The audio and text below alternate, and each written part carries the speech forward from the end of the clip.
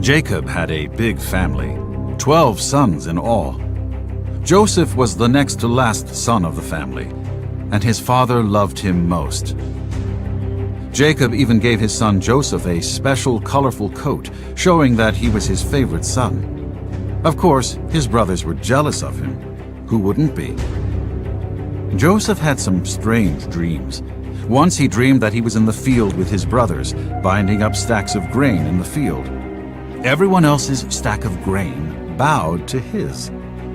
Another time, he dreamed that the sun, moon, and 11 stars were all bowing down to him. When he told his brothers and father these dreams, they weren't too happy.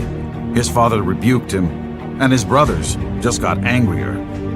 But his father kept the dreams in mind. One day, Jacob sent his son Joseph to go find the brothers who were taking care of the flocks.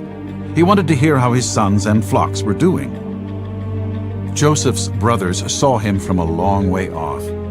"Here comes the dreamer," they said to each other. "Now is our chance to finish him off. Let's kill him." The oldest brother, Reuben, did not want to kill Joseph, so he suggested they throw him in a dry well and leave him there. Reuben had planned to later come and rescue Joseph.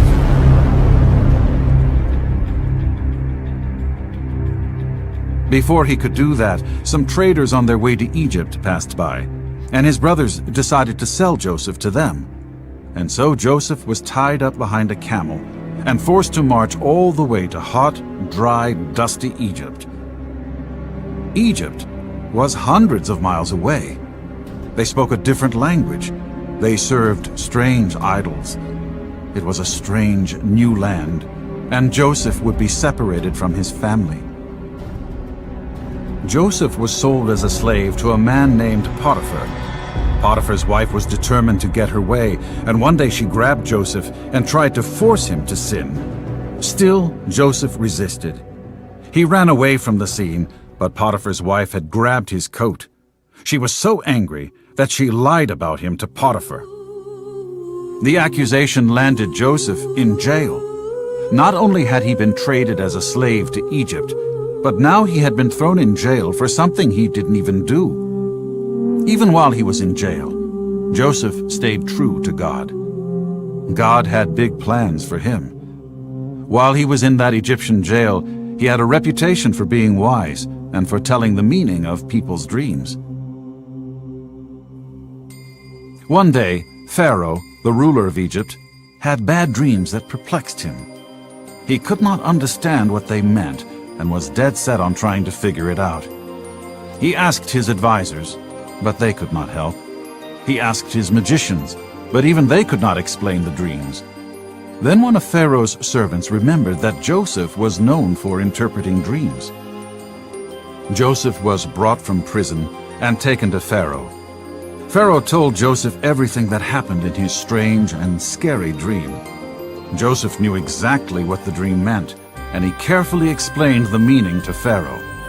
Not only did Joseph tell Pharaoh what the dream meant, but he also told him what to do about it. The land would experience famine in 7 years, and they needed to store up food to prepare. Pharaoh was impressed, and he honored Joseph. In fact, he made Joseph the second-in-command ruler over all of Egypt. Although he had been rejected by his family and left for dead, he had risen to power and greatness because God was with him. Later on, when Joseph was giving food to the people, his own brothers came to him for help. You can imagine how surprised they were to see their own little brother whom they had left for dead. He was now ruling one of the greatest countries in the world. Joseph brought his whole family to live in Egypt. Even though things looked bad for Joseph, God turned it into good.